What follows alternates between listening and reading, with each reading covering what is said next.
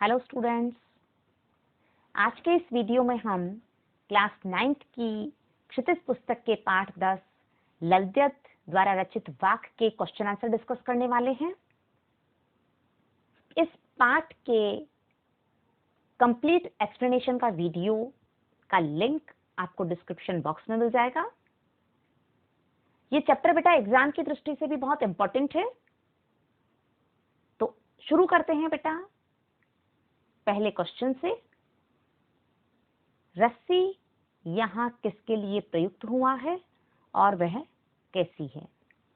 तो जो रस्सी है बेटा, यहाँ पर मानव जीवन जीने के लिए जो साधन होते हैं, जीने के लिए जिन साधनों का प्रयोग किया जाता है वो क्या है?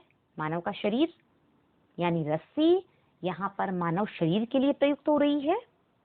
और ये रस्सी कैसी है? ये रस्सी कच्ची और नाशवान है, अर्थात ये कब टूट जाए ये कहा नहीं जा सकता। तो इस साधन को क्या कहा है? नश्वर कहा है, नष्ट होने वाला। क्योंकि जो भक्ति रूपी रस्सी है उसी के सहारे कवयित्री ईश्वर तक पहुंचना चाहती है, लेकिन वह जो माध्यम है वो अभी कवयित्री के लिए कैसा है? थोड़ा कमजोर है और इसीलिए उसे सफलता नहीं मिल रही थी। अब देखिए नेक्स्ट क्वेश्चन। कवयित्री द्वारा मुक्ति के लिए किए जाने वाले प्रयास व्यर्थ क्यों हो रहे हैं? तो इसमें देखिए बेटा, कवयित्री क्या थी? लगातार प्रयास कर रही है और उसे ईश्वर नहीं मिल पा रहे हैं। कवयित्री की उम्र जो है वो बढ़ती जा रही है और धीरे धीरे मृत्यु निकट आ रही है, लेकिन प्रभु से उसका मिलन नहीं हो रहा है और इसीलिए कवयित्री क्या है? परेशान है, क्योंकि उसकी सारी साधना व्यर्थ हो रही है, कोई परिणाम उसका नहीं निकल रहा है। तो कवयित्री मुक्ति के प्रयास के विफल होने के कारण ही परेशान हो रही है और सांसारिक मोह है और बंधनों से मुक्त नहीं हो पा रही थी, और इसीलिए प्रभु भक्ति सच्चे मन से नहीं कर पा रही है। जैसे कच्चे मिट्टी के सकोरे में रखा हुआ जल ज्यादा देर तक ठहर नहीं पाता है, उसी प्रकार कवयित्री के सभी प्रयास अभी कच्चे हैं, यानी कमजोर हैं। देखिए बेटा नेक्स्ट क्वेश्चन। कवयित्री का घर जाने की चाह से क्या तात्पर्य है? तो घर जाने की चाह से कवयित्री का तात्पर्य है प्रभु से मिलना, ईश्वर का घर। कवयित्री इस भव सागर को पार करके अपने परमात्मा की शरण में जाना चाहती है, अर्थात आत्मा परमात्मा से मिलना चाह रही है और वह जो सांसारिक माया मोह है, जो भटकाव की स्थितियां हैं, वहां पर नहीं रहना चाहती, ईश्वर के या परमात्मा के घर जाना चाहती है। नेक्स्ट क्वेश्चन की ओर बढ़ रहे हैं हम। भाव स्पष्ट कीजिए। तो एक चीज आपको ध्यान रखनी है बेटा, जब भी भाव स्पष्ट या आशय स्पष्ट संबंधी क्वेश्चन आता है तो वहां सबसे पहले आप पाठ और जो भी कवि या कवयित्री हैं आप उनका रेफरेंस देकर के फिर इस प्रश्न का उत्तर शुरू कीजिए। ये बेटा एग्जाम के लिए बहुत इंपॉर्टेंट चीज है, ये आपके लिए स्कोरिंग होता है। पहला जो भाव स्पष्ट करने के लिए जो बेटा पंक्ति दी गई है वो है जेब टटोली कौड़ी न पाई। तो यहां पर आपको रेफरेंस देना है कि ललद्यत द्वारा रचित वाक्य से ली गई इस पंक्ति का भाव यह है कि कवयित्री इस संसार में आकर सांसारिकता में उलझ गई और धीरे धीरे उसकी उम्र बीतती गई। जब अंत समय आ गया, यानी कि जब मृत्यु नजदीक आ गई, तब उसने क्या किया? अपने खुद की जेब टटोली, यानी कि अपना आत्मनिरीक्षण किया।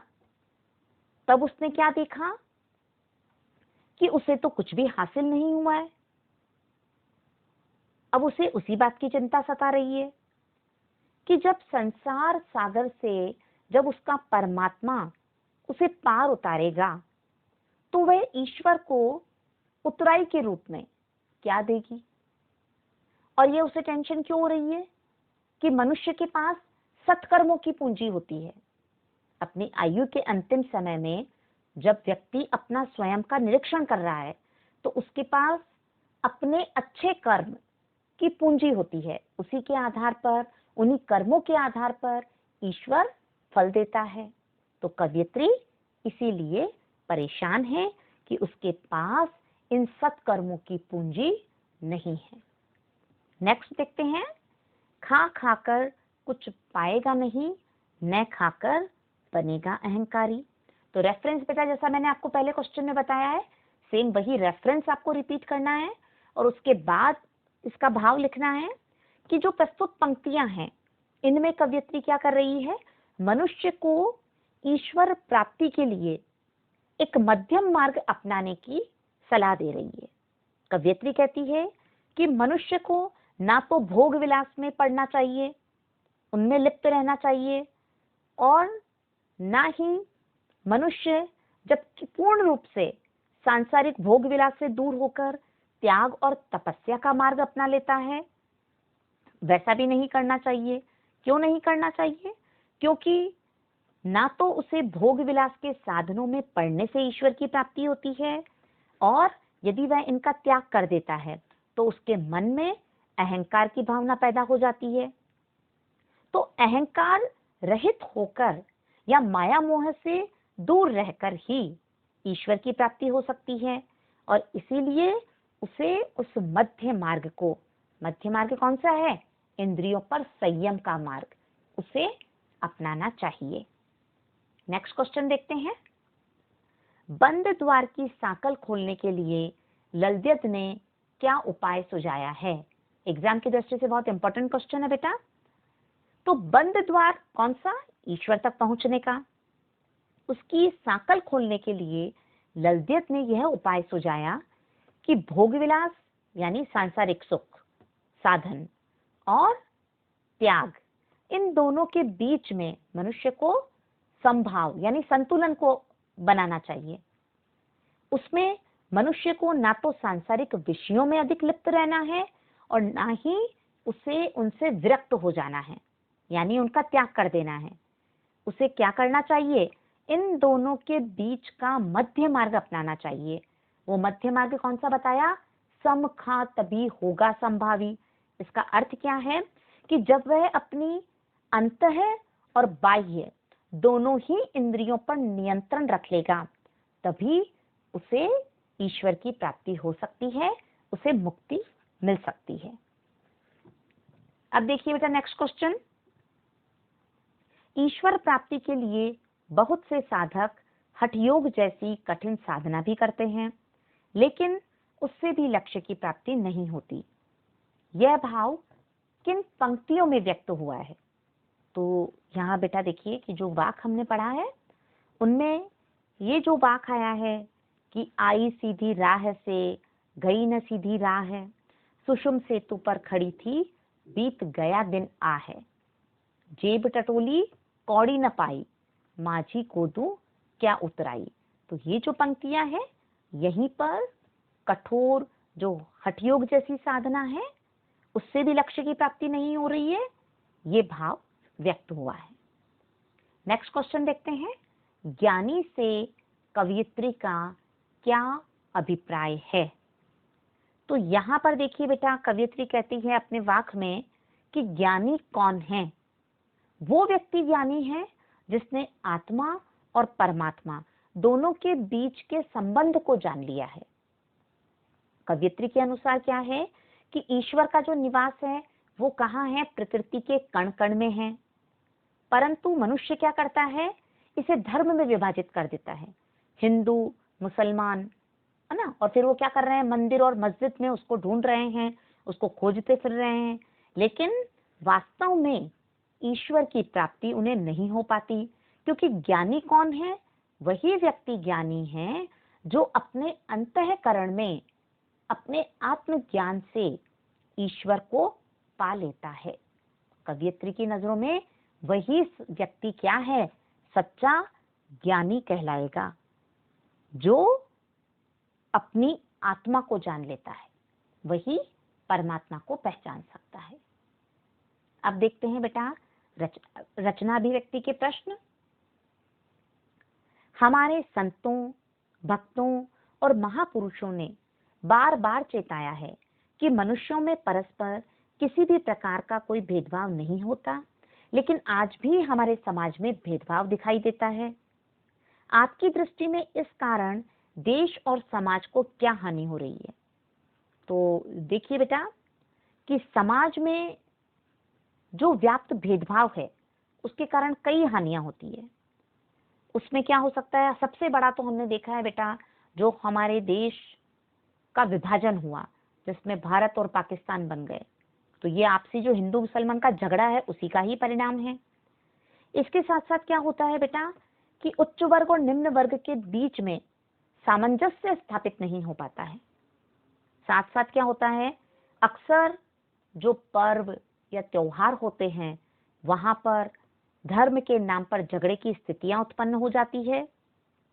आपसी भेदभाव के कारण ही एक वर्ग दूसरे वर्ग को अविश्वास या संदेह की दृष्टि से देखता है। इसके साथ साथ हमारे समाज में ये जितने भी आतंकवाद हैं या उग्रवाद हैं, अलगाववाद हैं, ये सब उसी भेदभाव का ही परिणाम है, उसी की उपज है। इस प्रकार बेटा समाज में अनेक समस्याएं पैदा होती है, जिसका भुगतान पूरे देश को करना होता है, क्योंकि इससे सार्वजनिक संपत्ति को भी नुकसान पहुंचता है। देश में कई बार दंगे फसाद जैसी स्थितियां बन जाती है। तो ये सब इसके दुष्परिणाम हैं। अब आता है बेटा इसी के नेक्स्ट पर, आपसी भेदभाव को मिटाने के लिए अपने सुझाव दीजिए। तो कुछ सुझाव जो आप अपने अंतः मन से देंगे, कुछ इसमें देख लेते हैं कि जैसे उसको मिटाने के लिए क्या कर सकते हैं हम।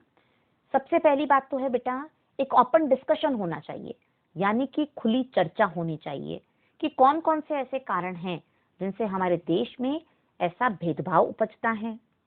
इसके अलावा सरकार अपनी नीतियों के द्वारा आपसी भेदभाव को न बढ़ाए, यानी उनके लिए क्या है, सभी धर्म और जातियां सब एक समान हैं, ऐसा हमारे संविधान में भी लिखा है। और जो राजनीतिक दल होते हैं वो अपनी स्वार्थ पूर्ति के लिए लोगों की धार्मिक भावनाओं का सहारा न लें, क्योंकि ये एक बहुत बड़ा कारण है समाज में हिंदू और मुसलमान के बीच में या किसी भी अन्य धर्म और जाति के बीच में भेदभाव के उपजने का। नौकरियां, शिक्षा और अन्य किसी भी सरकारी योजनाओं में आरक्षण को बढ़ावा नहीं देकर किसको बढ़ावा देना चाहिए? आधार क्या होना चाहिए? योग्यता होनी चाहिए। और जो स्कूली पाठ्यक्रम है उसमें भी एकता और समता भाव पर ही मूल रूप से या मुख्य रूप से फोकस किया जाना चाहिए।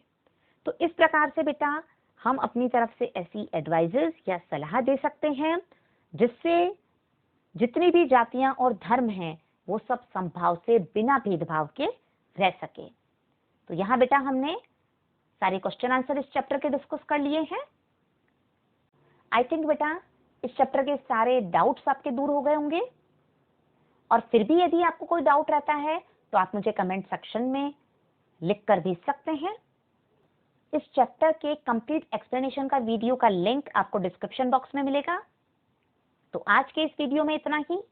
जल्द मिलते हैं हमारे नेक्स्ट वीडियो में। तब तक के लिए गुड बाय।